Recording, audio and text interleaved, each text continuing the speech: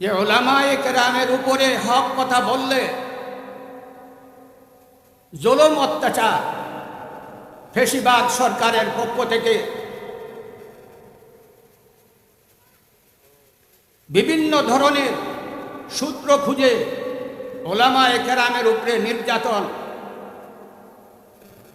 জুলুম অত্যাচার, কিন্তু আল্লাহ তাবারক ওয়া তাআলা হাজারো হাজারো শুকরিয়া যে আল্লাহ তাবারক ওয়া তাআলা আমাদের এই বাংলাদেশকে ফেসিবাদ সরকারের জুলুম অত্যাচার থেকে মুক্ত করে ওই ফেসিবাদ জুলুম অত্যাচারকারী সরকার শেখ হাসিনাকে আল্লাহ তাবারক ওয়া তাআলা ওই তার গদি থেকে নামিয়ে দেশ থেকে পালাতে হয়েছে।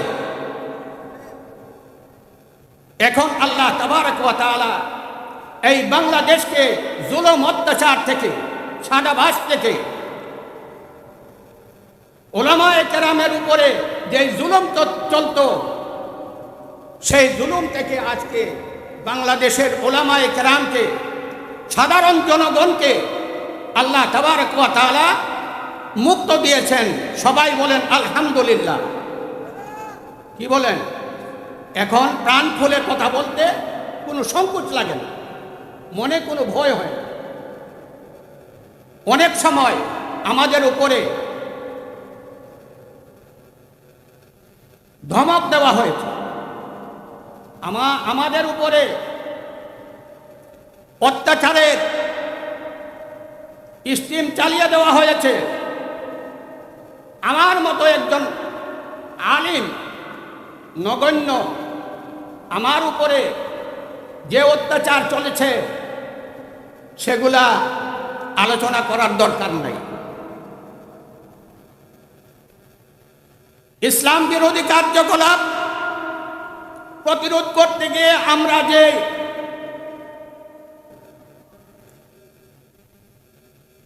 আমরা যে আন্দোলন করেছিলাম, নাচ গান টিয়াটারের বিরোধিতা করে আমরা যে আন্দোলন করেছিলাম, সেই আন্দোলনের মধ্যে আমাকে বিশেষভাবে কূটনীতিকভাবে আমার কাছে মানুষ পাঠানো হয়েছে, আপনি আর বাড়াবাড়ি করবেন না, আপনাকে হুঁশিয়ার করে দেওয়া হইল, আপনি আর বাড়াবাড়ি করবেন না। বলেন না নাউজুবিল্লাহ।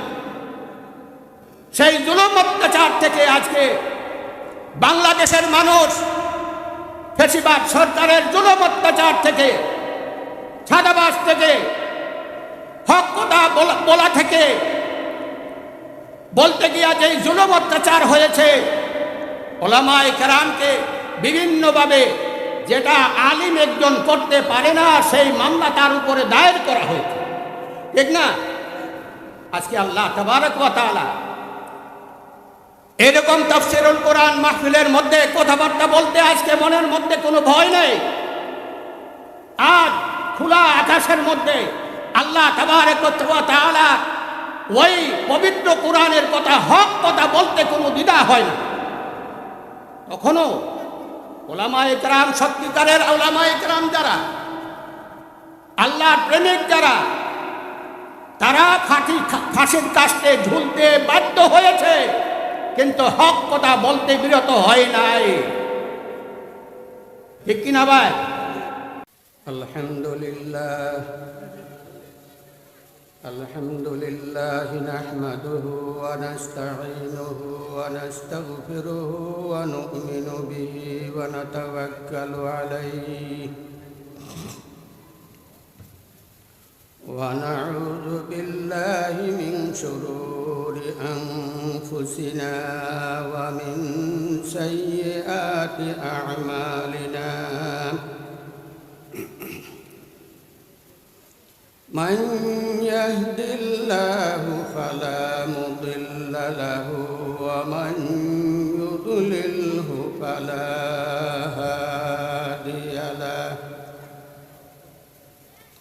وأشهد أن لا إله إلا الله وأن محمدا عبده ورسوله الذي أرسله بالحق بشيرا ونذيرا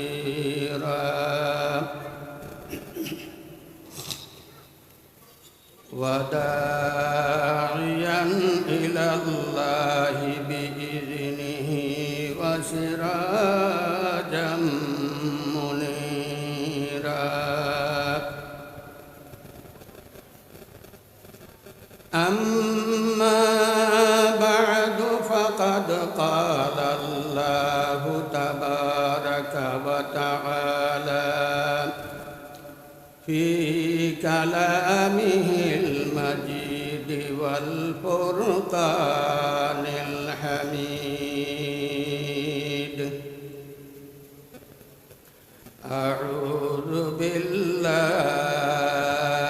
من الشيطان الرجيم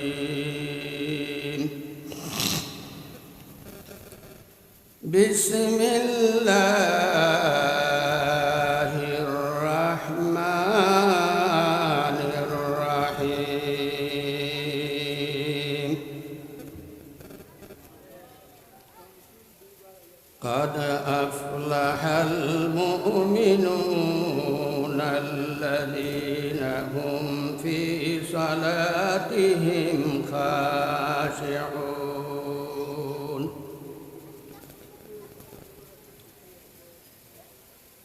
والذين هم عن اللغو معرضون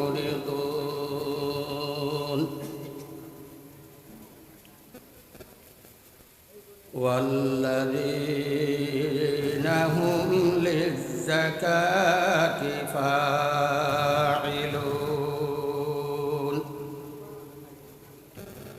والذين هم لفروجهم حافظون إلا على أزواجهم أو ما ملكت أيمانهم فإنهم غير ملومين فمن ابتغى وراء ذلك فأولئك هم العادون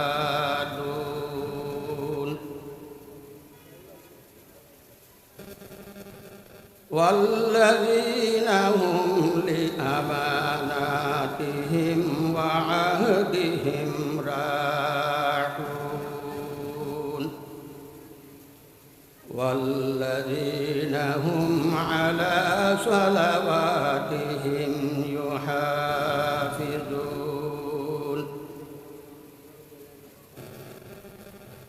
أولئك هم الوارثون الذين يرثون الفردوس وهم فيها خالدون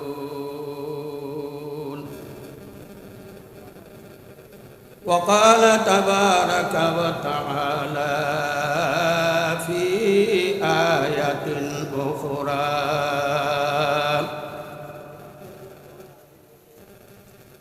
ألف لام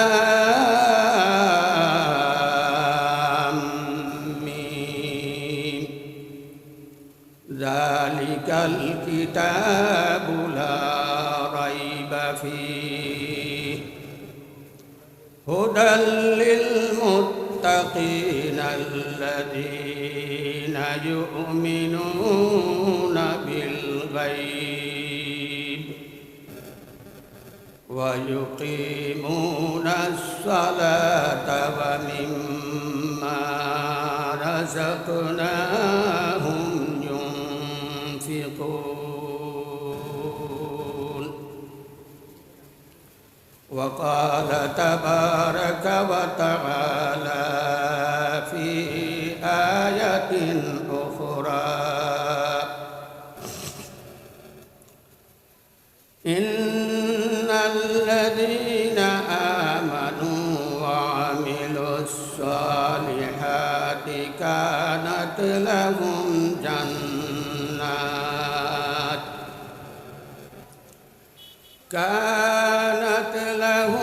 جنات الفردوس نزلا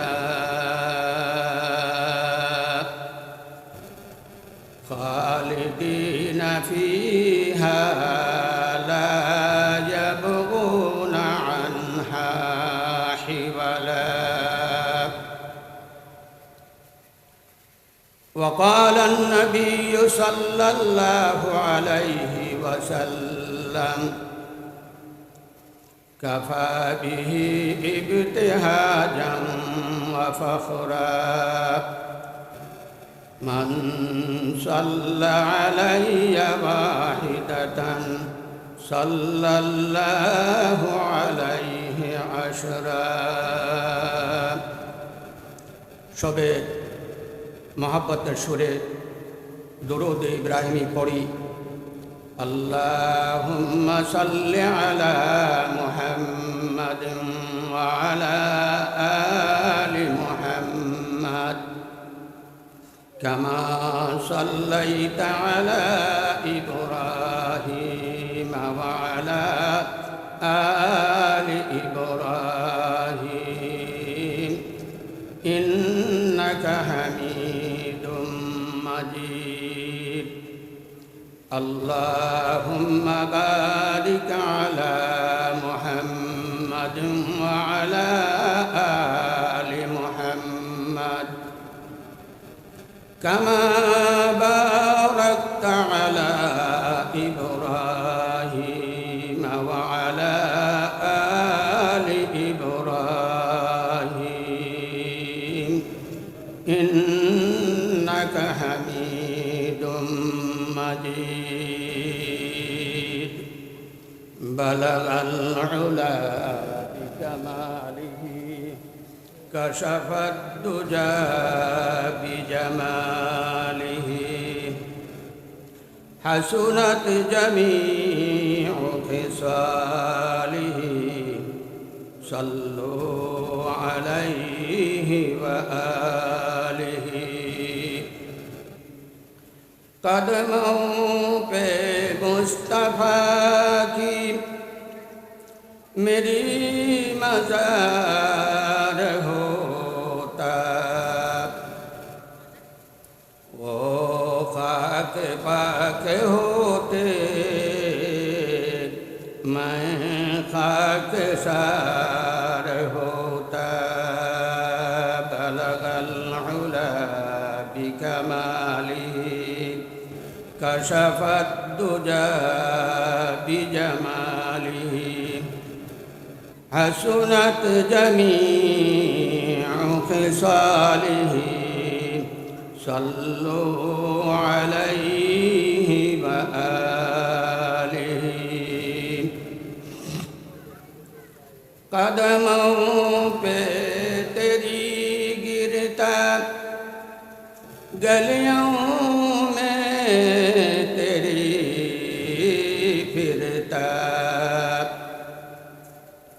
گاہے زار زار روتا گاہے بے قرار ہوتا. بلغ العلا بکماله كشف الدجى بجماله حسنت جميع خصاله صلوا عليه وآله. میں سوچوں سمجھوں کہ دوزخ سے جہاں فردوس میں پائے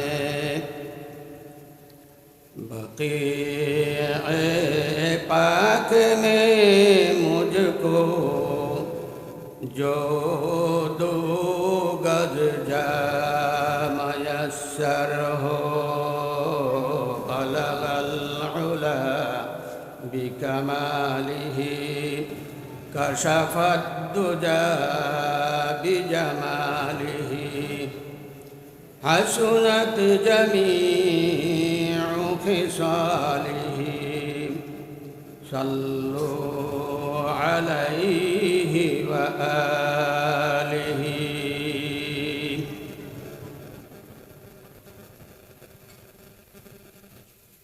একতা ইসলামী যুব সংঘ ও এলাকাবাসী প্রত্যেক আয়োজিত বাইতুল আমান জামে মসজিদ এবং মোমিনপুর মারকাজুন নূর মাদ্রাসার 19তম বার্ষিক তাফসিরুল কোরআন মাহফিলের সম্মানিত সভাপতি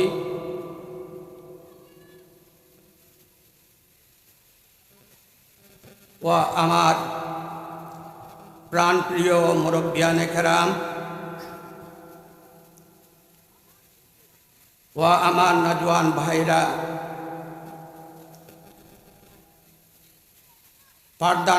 পর্দানসীন মা ও বোনেরা, আল্লাহ তাবারক ওয়া তাআলার লাখো কোটি শুকর যে পরওয়ারদিগারে আলম আজকে এই পবিত্র তাফসিরুল কোরআন মাহফিলে আমাদেরকে আসার, বসার, কোরআন এবং হাদিস থেকে আলোচনা শোনার আল্লাহ তাবারক ওয়া তাআলা আমাদেরকে তৌফিক দান করেছেন। এই জন্য আল্লাহর প্রাণ খুলে আল্লাহর শুকরিয়া আদায় করি। সবাই বলি আলহামদুলিল্লাহ। আরেকটু জোরে বলি আলহামদুলিল্লাহ।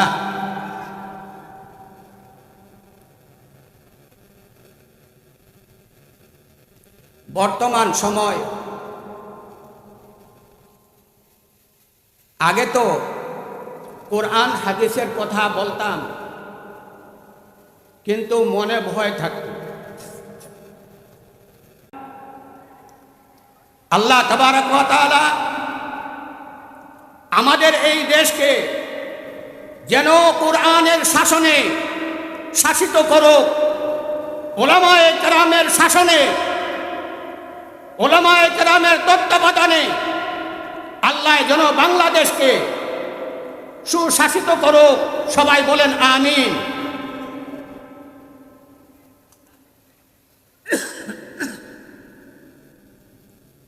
আনুষাঙ্গিকভাবে কথা যখন চলেই আসছে কিছু আলোচনা করে নে। আমি আয়াত পড়েছি অন্যটা, প্রাসঙ্গিকভাবে কথা চলে আসছে, আমি কিছু আলোচনা করি। আজকে বাংলাদেশে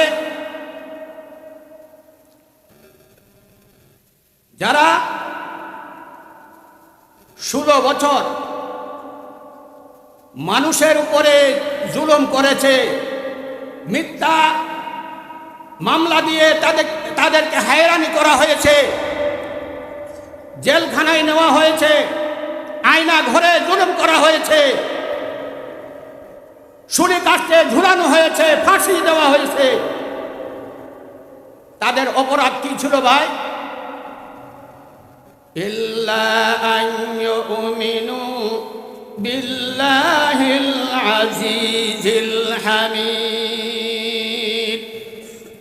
তারা আল্লাহর উপরে ঈমান আনার পরে আল্লাহর কথা বলত। কি বলতো ভাই? আল্লাহর কথা বলতো, ন্যায়ের কথা বলতো, অন্যায়ের বিরোধিতা করত। তারা জুলুম অত্যাচারের বিরোধিতা করত, যার কারণে তাদের এই নির্যাতন, কারাগারে জুলুম অত্যাচার করা হয়েছে, ওই ওলামায়ে কেরাম অনেক ওলামায়ে কেরামকে ফাঁসি দেওয়া হয়েছে। আফসোসের কথা,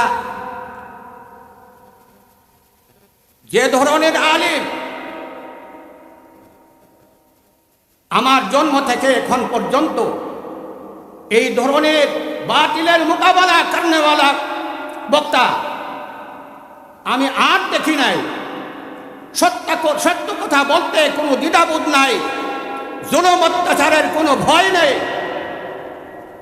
সত্যিকারের কোরআনের তাফসীর করত যেই ব্যক্তি, আর দ্বিতীয় ব্যক্তি বাংলাদেশে আর হবে না।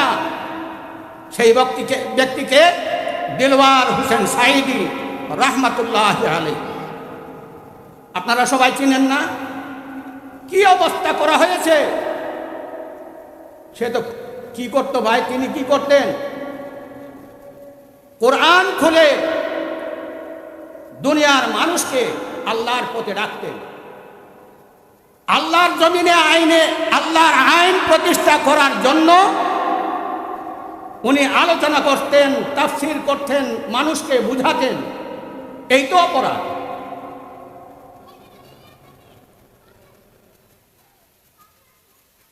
আমি সবাইকে বলি, যে কোরআন আল্লাহ তাবারক ওয়া তাআলা আখিরি জামানার নবী জনাবে মুহাম্মদুর রাসূলুল্লাহ সাল্লাল্লাহু আলাইহি ওয়াসাল্লামের উপরে নাজিল করেছেন, ওই কোরআন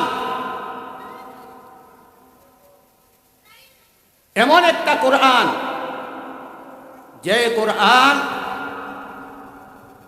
মানুষের দুনিয়াতে আসার পর থেকে মৃত্যু পর্যন্ত, এমনকি বেহেশতে যাওয়া পর্যন্ত যত জিনিসের প্রয়োজন, পারিবারিক জীবন, এমনিভাবে রাষ্ট্রীয় জীবন, অর্থনীতি জীবন, সামাজিক জীবন,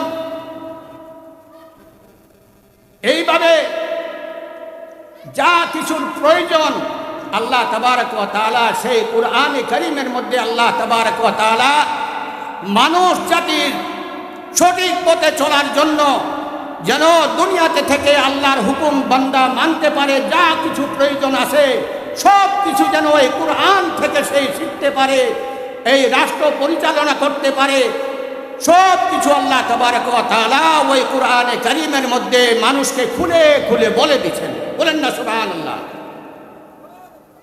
ওই কোরআনের কথা বলার জন্য আজ যারা কোরআন সম্পর্কে জানে না, যারা জাহিল মূর্খ,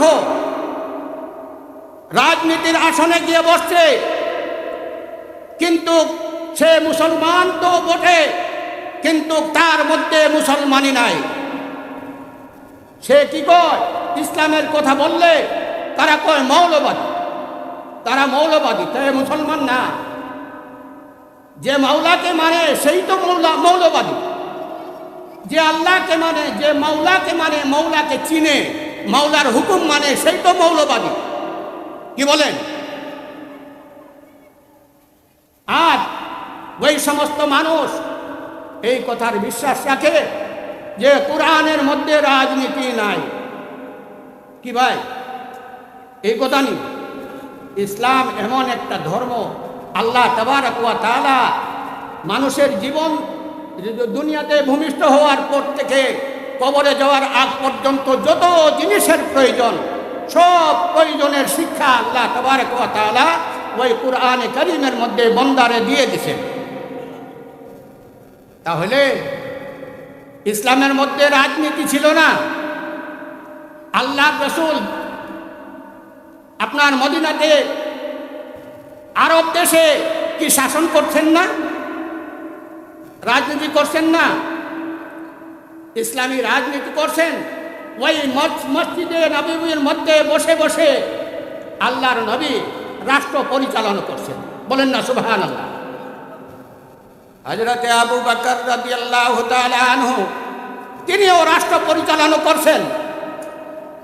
হযরত ওমর রাদিয়াল্লাহু তাআলা আনহু তিনিও রাষ্ট্র পরিচালনা করছেন।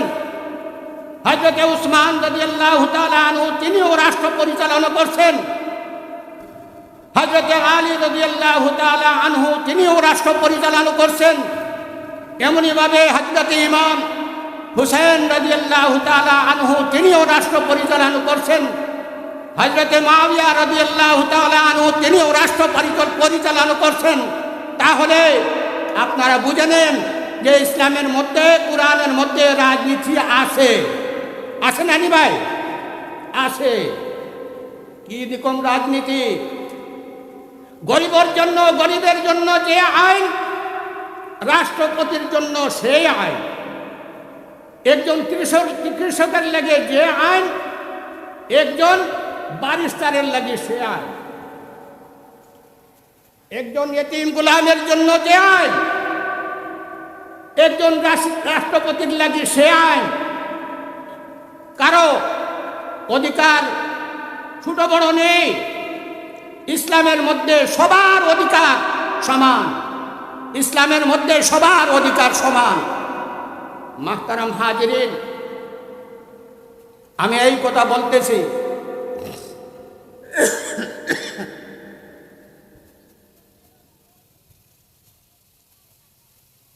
অনেক মানুষ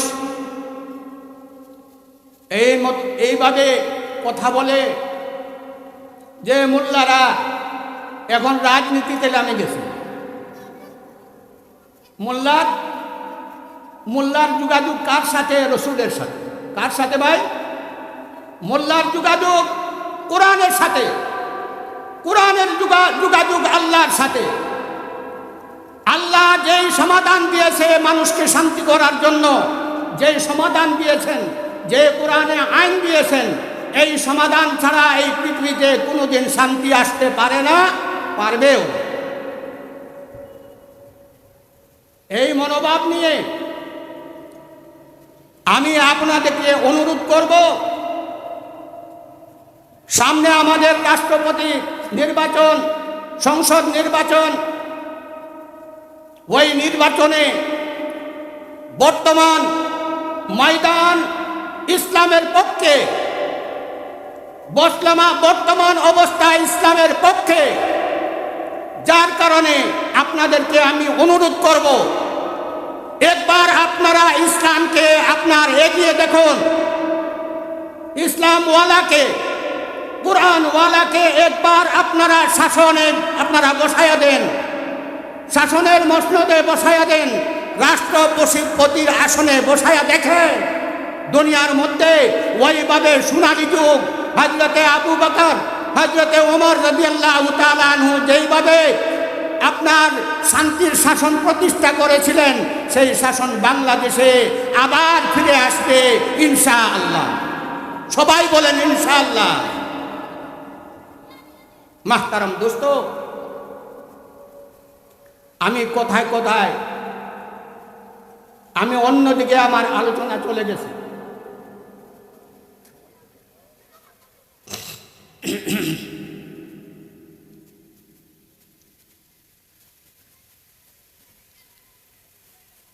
আল্লাহ তাবারক ওয়া তাআলা আমাদেরকে সৃষ্টি করেছেন এবং আমাদের চলার জন্য দুনিয়ার আইন কানুন, কিভাবে সে পারিবারিক জীবনটা চালাইব, সামাজিক জীবনটা চালাইব, অফিস আদালত কিভাবে চালাইব, আপনার ব্যাংকিং লেনদেন কিভাবে করব, সব কিছু আল্লাহ তাবারক ওয়া তাআলা কুরআনে কারীমের মধ্যে খুলে খুলে বলে দিয়েছেন। আপনার ওইগুলো আমরা কখনো দেখি না। একবার দেখেন আপনারা, আপনার আফগানিস্তানের মধ্যে আপনার মোল্লারা দেশ চালায় কিনা, সৌদি আরবের মধ্যে আপনার মোল্লারা দেশ চালায় কিনা, কাতারের মধ্যে মোল্লারা দেশ চালায় কিনা? চালায়। ইনশাআল্লাহ বাংলাদেশের উলামায়ে কেরাম আপনার রাষ্ট্রপতি হওয়ার ক্ষমতা রাখে